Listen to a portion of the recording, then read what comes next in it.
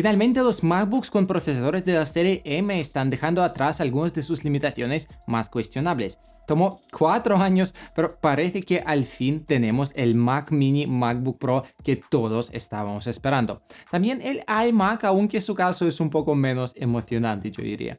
Vamos a revisar qué novedades nos traen esta vez y qué primeras impresiones nos dejan. Este año no hubo una presentación oficial, pero sí publicaron solamente 3 vídeos. Al sumarlos duran más o menos lo mismo que una presentación. Son lanzamientos interesantes, así que ¿por qué no hablar de ellos? Empezamos con el iMac, que fue presentado este lunes. Mi relación con iMac siempre ha sido un poco complicada. Me encantan como dispositivos, pero Apple insiste en limitarlos en todos los aspectos donde podrían ser realmente limitados. Los modelos antiguos de iMac no se pueden usar como monitores, a pesar de que sus paneles IPS aún superan a muchos monitores actuales y tienen mayor resolución también.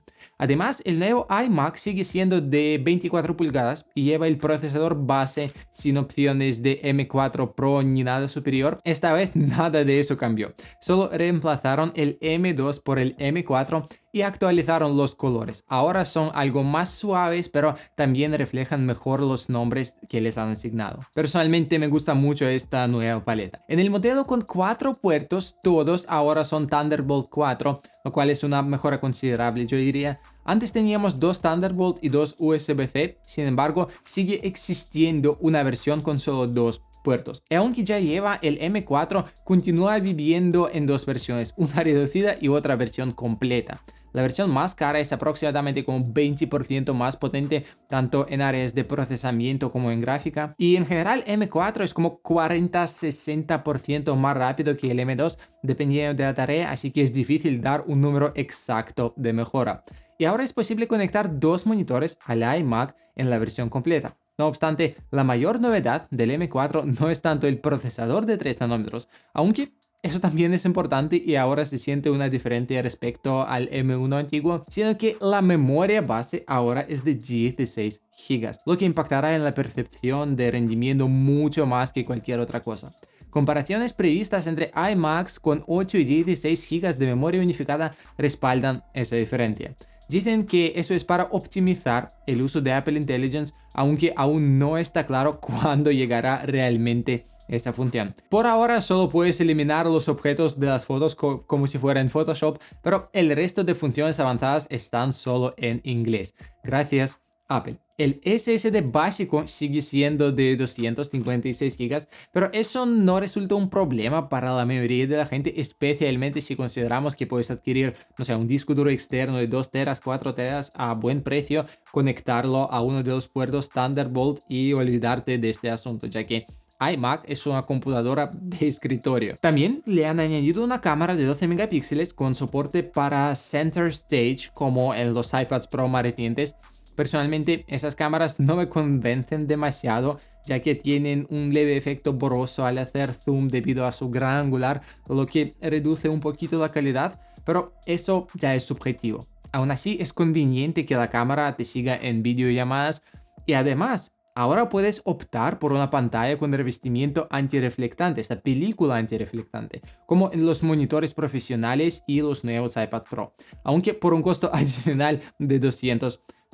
Y finalmente, también han actualizado el ratón, el teclado y el trackpad, ahora con USB-C, por lo que el adiós definitivo al puerto Lightning parece ser bastante cerca. Unos cuantos iPhones ya y ya está. Lo más cuestionable, en mi opinión, es el precio de este iMac. La versión básica cuesta $1,300, lo cual creo que es un poco elevado, especialmente porque incluye el procesador limitado, un disco de 256 GB también y probablemente solo un ventilador, lo cual no enfría tan eficientemente como 2 ventiladores.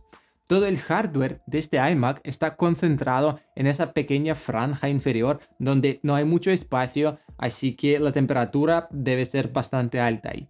Y el iMac sin limitaciones cuesta ya $1,700, lo cual es un precio, como diré, peligrosamente cercano a un MacBook Pro M4 o incluso M4 Pro. Claro que iMac ofrece una pantalla más grande, pero solo trae 4 puertos iguales, no es un portátil, y la pantalla IPS de 60 Hz, que no se compara con Mini LED, con ProMotion y 120 Hz. que llevan los MacBooks Pro. Apple parece ver el iMac como una máquina para recepciones o para padres que la compran a sus hijos y no compran a MacBook Pro, que tiene un precio más o menos similar. Es una pena, pero parece que iMac nunca volverá a ser una máquina profesional, más bien el equivalente del escritorio a un MacBook Air. Y sí, si estás pensando en adquirir no solo un nuevo Mac, sino un iPhone también, ya sea nuevo o de segunda mano, mi curso Guía Definitiva para revisar un iPhone y ahorrar en la compra es exactamente lo que necesitas. Ahí te revelo todos los trucos para seleccionar un iPhone usado en perfecto estado, desde cómo comprobar la salud de la batería y verificar el número de serie para evitar un iPhone robado, hasta asegurarte de que cada función esté en óptimas condiciones. Además, si estás buscando un iPhone nuevo, te comparto las mejores estrategias para conseguirlo a un precio mucho más bajo que el precio oficial. Espero que los encuentres útil, el enlace está en la descripción. Pero si necesitas una máquina profesional, es mejor optar por un Mac Mini o un Mac Studio junto con Studio Display. Y hablando del Mac Mini, también fue actualizado este año. Si el vídeo de presentación de iMac fue tan soso como el propio iMac, el de Mac Mini fue todo lo contrario. Con una animación en estilo retro y una presentación visualmente bastante atractiva. Además, el nuevo Mac Mini es más de 2 veces más pequeño y ligero que su predecesor, siendo apenas un poco más grande que un Apple TV. Con eso, uno podría pensar que Apple bien podría combinar el Mac Mini con Apple TV, al menos parcialmente, incluir también un control remoto para el Mini y conectarlo a una pantalla de 32 pulgadas o incluso a un televisor de 48 pulgadas, y así podríamos tener tvOS y usarlo para ver series, películas, lo que sea. Sería una excelente idea para un equipo de entretenimiento en casa. En el modelo base, el Mac Mini trae el M4 y a diferencia del iMac, no tiene ninguna limitación. Solo la memoria de almacenamiento sigue siendo de 256 GB, lo cual nuevamente no resulta un gran problema en una computadora de escritorio, considerando los discos duros externos y sus precios actuales que no son demasiado altos. Uno de mis mayores temores era la reducción de puertos y efectivamente se ha reducido. Ahora tenemos un puerto de auriculares en la parte delantera junto con 2 puertos USB-C, aunque no Thunderbolt. Eso hace que el Mac Mini se parezca más al estudio en cuanto al diseño. También ha aumentado su altura, por lo que ahora parece un mini estudio. En la parte trasera tiene Ethernet, puerto Ethernet, HDMI y 3 puertos Thunderbolt 4 o 5 dependiendo del modelo. Apple ha decidido que un puerto USB-A es menos necesario en un ordenador de escritorio que el puerto Ethernet. Y personalmente estoy de acuerdo por esa parte, ya que cada vez hay menos y menos dispositivos que necesitan este puerto USB-A. Sin embargo, el uso de adaptadores en un equipo de escritorio sigue siendo bastante incómodo. Podrían haber dejado al menos un puerto USB-A para casos puntuales como conectar una memoria USB o un ratón viejo. Lo curioso es que no solo eliminaron el puerto USB-A, sino que el botón de encendido también está en un lugar bastante peculiar, no está al frente ni atrás ni en los lados. Ahora, el Mac Mini estará siempre encendido. Sí. Pues no, estoy bromeando. El botón está en la parte inferior de la base, cerca de la parte trasera, lo cual parece un poco incómodo para mí, aunque sin tener el equipo físicamente es difícil decidirlo. Supongo que Apple asume que no apagarás el Mac Mini con frecuencia. Un punto positivo es que puedes optar por un Mac Mini con M4 Pro, un procesador más potente que permite conectar hasta 3 monitores, tiene una CPU de 12 núcleos y gráfica de 16 núcleos, también 24 GB de RAM y 512 GB de almacenamiento, lo cual es bastante decente, yo diría. Además, la versión con M4 incluye un puerto Ethernet de 10 GB y la velocidad de memoria RAM es un 75% superior a la del M3 Pro, lo que representa un gran avance comparado con la generación anterior de procesadores. Y continuando con los puntos más destacados de este nuevo Mac Mini, el procesador M4 Pro ha demostrado ser increíblemente potente. Existen 2 versiones de este chip, una con algunas limitaciones y otra sin ninguna restricción. Apple ha ajustado el número de núcleos de rendimiento y eficiencia. Mientras que antes ambos modelos contaban con la misma cantidad de núcleos, Ahora, la versión superior tiene 10 núcleos de rendimiento y 4 núcleos de eficiencia. Esto convierte al M4 Pro en casi el doble potente que el M1 Pro, tanto en capacidad de procesamiento de CPU como en gráficos, asegurando un rendimiento más que suficiente para tareas más exigentes. Y hablando en términos de potencia pura de procesamiento, sin incluir los gráficos ni los núcleos de IA, inteligencia artificial, el M4 Pro probablemente superará en rendimiento a los chips M3 Max y M2 Ultra, lo cual es impresionante. En cuanto a potencia en tareas de CPU, incluso el M4 estándar supera al M3 Pro, al menos en su versión completa. Es una lástima que en la práctica el rendimiento gráfico también sea crucial, ya que el M4 Pro solo encontramos un codificador y un decodificador de vídeo. Esto significa que los modelos con chips Max y Ultra seguirán siendo mucho más eficientes en la edición de vídeo, con una capacidad de renderizado superior al doble o cuádruple respectivamente.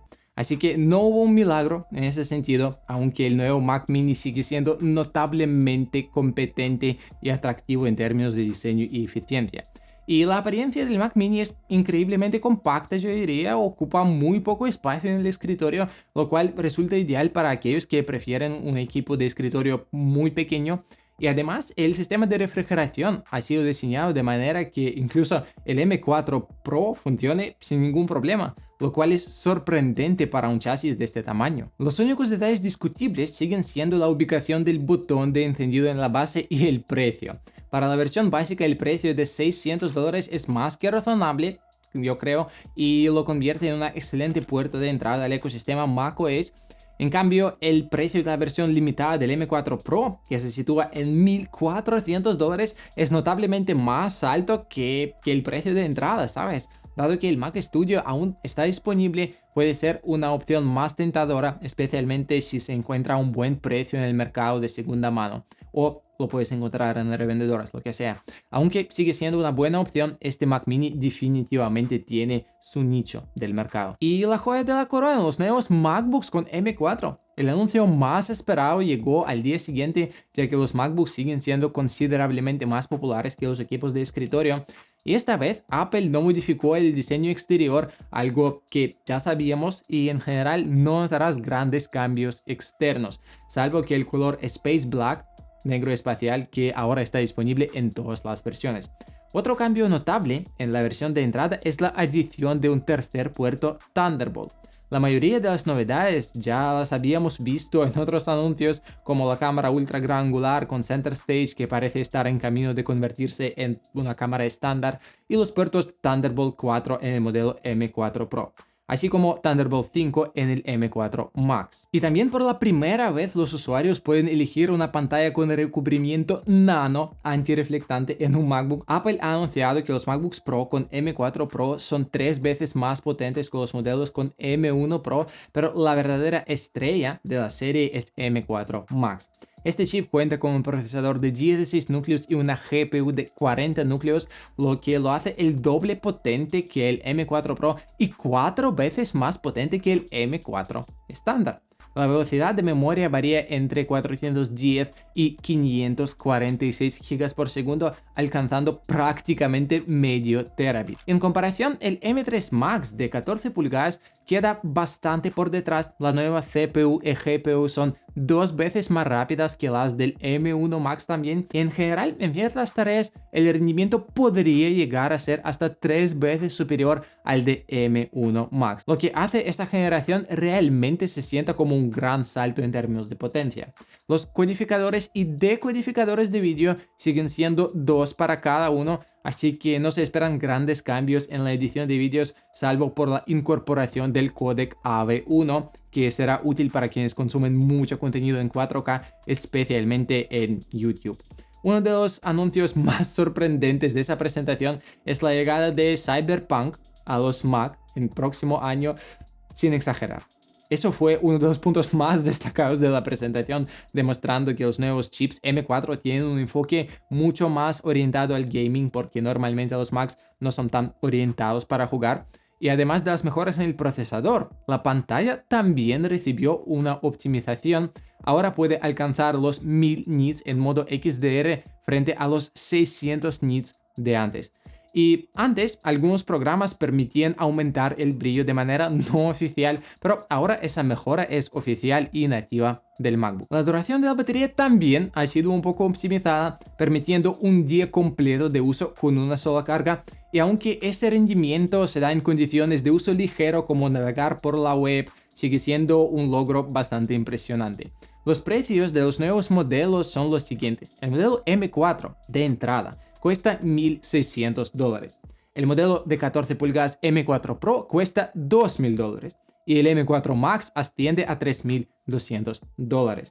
El modelo de 16 pulgadas tiene un precio de $2,500 para M4 Pro y $3,500 para M4 Max. Y claro que en España esos precios serán más altos que en los Estados Unidos. Y como de costumbre, esos no son los precios bajos. Una noticia adicional importante es que los MacBooks Air con M3, aunque no actualizaron su procesador, ahora también vienen con 16 GB de RAM como base sin cambios en el precio. Eso representa una generosidad inusual en Apple. Preveo que las versiones anteriores con 8 GB se devalúen rápidamente, al menos relativamente.